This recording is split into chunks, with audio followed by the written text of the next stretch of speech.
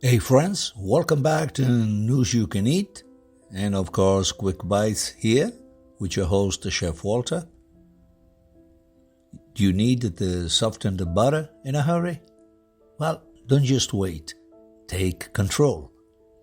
The secret lies in maximizing surface area or applying gentle heat. For instant results, grab your cheese grater and shred that cold butter into fluffy ribbons, and they'll be ready to use in just minutes.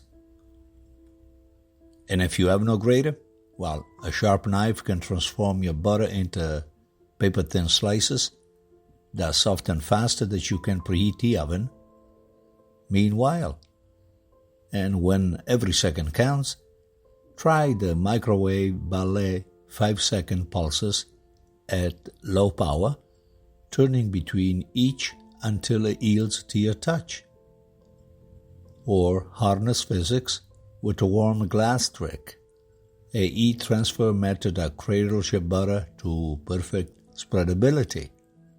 For bakers, the rolling pin techniques creates golden sheets of butter that incorporate seamlessly into the dough. Remember, melted butter alters baking chemistry, so you need to have patience. Even fast-tracked patience will pay off eventually.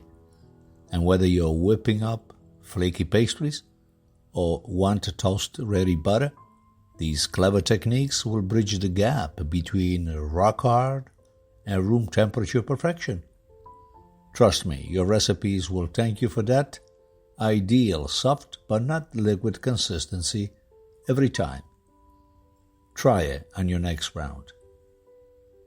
And this is all here from Quick Bites with Chef Walter. I'll check back with you on the next round.